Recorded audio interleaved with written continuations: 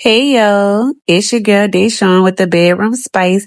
Thank you all for tuning in to tonight's episode.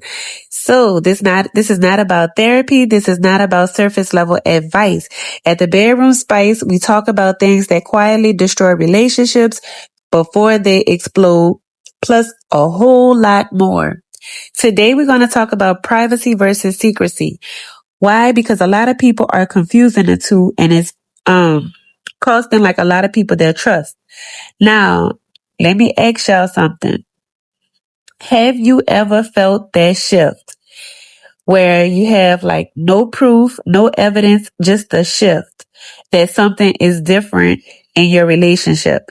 It's like you feel that your significant others, their energy is changed. You feel like they guard their phone a little bit more. They're turning that phone upside down to where you can't see nothing that come through. Or like when you ask them a question, they get slightly defensive. And then it's like where you left thinking to yourself, like, did I say something wrong? You know, am I insecure? Did I do something? Is something actually happen? That feeling that we get right there, that's where privacy and secrecy get blurred.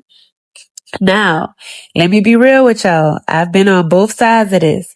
I've been a person who felt something was off, and I've also been a person thinking, why does this person or why does my significant other need to see my phone? So when I say that privacy and secrecy are both different, I'm not talking about theory. I'm talking about things that I have been through, things that I have gone through. I'm talking about my lived personal experience. Now, privacy does feel calm. Privacy, it sounds like something like this where you just like having your own personal space, right? And that's healthy. At the end of the day, we're still individuals inside of these relationships that we do have. Now, secrecy, on the other hand, secrecy has tension. Secrecy has attitude. Secrecy feels like you're being punished for asking a simple question, right? You ask something simple and the other person gets all defensive and frustrated and angry and mad. That feeling, it makes you question yourself, right? I'm sure a lot of us have been through that situation. I've gone through it because I know I have. I remember sitting with that uneasy feeling, not enough to accuse, but enough to feel unsettled. And instead of approaching a situation and saying like, I feel disconnected, I kept it all bottled up inside. And when you keep something bottled inside for so long, that feeling starts to grow. Not because it's just about the phone, but it's about safety. You're asking yourself, do you feel safe here? That's the real question. Now, here's what I had to admit to myself at one point. Sometimes when we ask for access, it's not about transparency. It's about being reassured.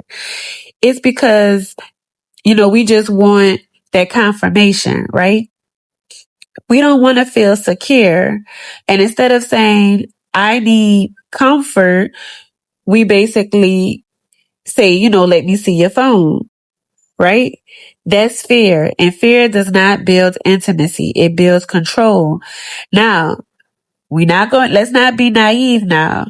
If somebody is flipping their phone over every time, face down every time you walk in, if they are constantly deleting messages, if they constantly changing passwords so you can't get in, or they getting very, very angry over calm questions that you're asking them, that's not privacy.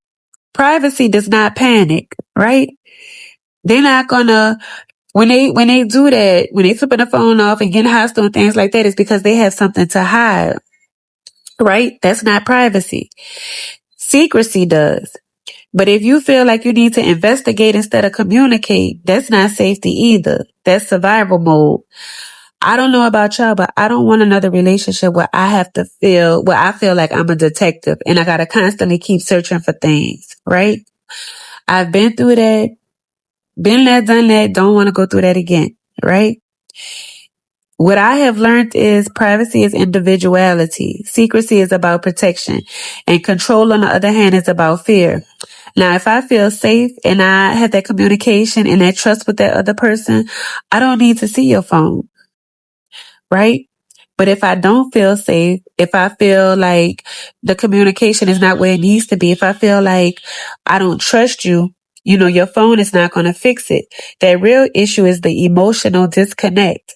And that's what most people avoid talking about. So in closing, I just want to know, I'm asking you guys, have you ever felt that shift when something was not right?